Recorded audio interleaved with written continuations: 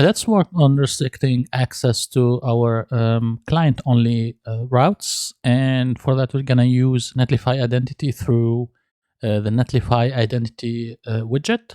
So let's stop our server and let's install the Netlify Identity widget.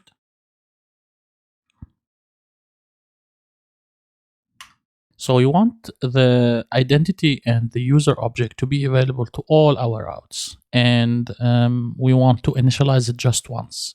The problem, however, with Gatsby, if you have a component as a layout and then wrap everything in a layout, it will be unmounted and mounted every time you change the page. And that's not going to work for us. So what we're going to do is wrap the root application with the Netlify identity. And to do that, let's first create our identity context.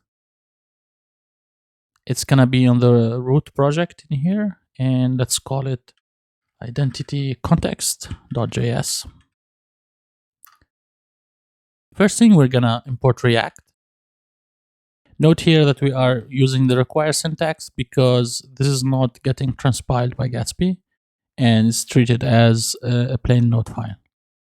And now let's get the Netlify identity from the widget. So here we will get the Netlify identity. After getting the Netlify identity, let's create our identity context. And this is going to be simply react.create context. And we're going to pass an empty object. Let's create our identity provider. And this is going to be a function that will get the props. And here we want to set the user to the currently logged in user. So we're going to use the React use state. As I mentioned before, we want to initialize Netlify identity just once. So here we're going to do it on the mount of the provider. And for that, we're going to use the use effect. And let's call here Netlify identity.init.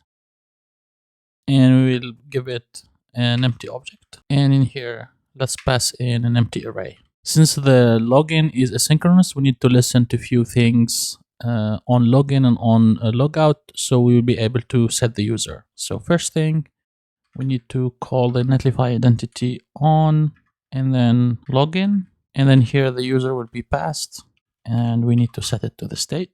So here we can do set user and then pass in the user. And once we logged in, it's a good thing also to close the identity widget. Let's copy this callback and do the same for logout. And then here we will set the user to null.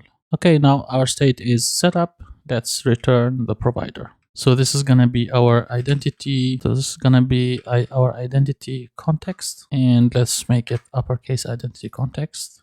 And let's go here, make sure we set it to uppercase I. And then we're going to have our provider. The provider will have our Netlify identity as values and also our user. And then here we will display the children. So let's export our identity provider. After that, let's go to the root of our project and create Gatsby browser. And also we want to create another file called Gatsby SSR.js. In the Gatsby browser, we will require React, and let's get also the provider. And lastly, let's export a wrap root element for Gatsby to know that we want to wrap the root of the app. And here we'll wrap it in our identity provider. Let's copy the same and go to Gatsby SSR and also paste this here so we make sure it's available on both static site generation and the browser. All right, so let's go to SRC here and create a new folder, call it components. And inside of components, we want to create a new component called private route. This component is going to be responsible for protecting the routes that we want and redirect to login if the user is not logged in. So we'll do a few imports. We have React, the use context, because we're going to use the identity context. We have the navigate from Gatsby, so we can redirect to a different route. And also we have the identity context to pull in the user from it. Cool. So now let's define our private route. It will have a component and a location. First thing we need to do is to pull the user from the context. Then we want to do a check if the user is null or the location is different than login, because we don't want to fall into a loop. And then if the user is null, we will redirect to app/login and return null, so we won't render anything. Otherwise, we can simply return the component in here with all of its props. And last thing, we should always export default the private route. So let's save this and go back to our app.js, and let's first import our private route. And in here, instead of dash, let's replace it by private layout. And then here we will have component, and we will give it the dash as a component. Let's save. And now let's run our project. So here it's complaining that identity context is not defined inside of identity context. Okay, yeah, I exported it before. So here I want to have const identity context and then export it later on. Okay, let's reboot our app. Okay, let's just refresh and go to app dashboard. You can see here we are redirected to the login page. So let's go to the app.js now, and let's move this login page to a separate component. Let's create a new file here and call it login.js.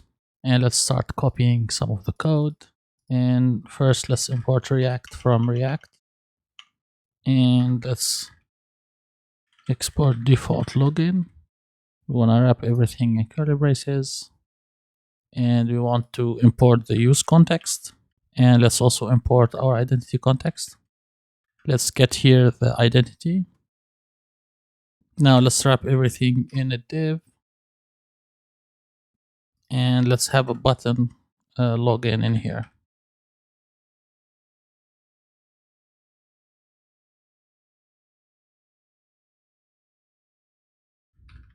And the on click, we will call Netlify Identity.open, so it will open the login widget. Now let's go to our app and import our login component.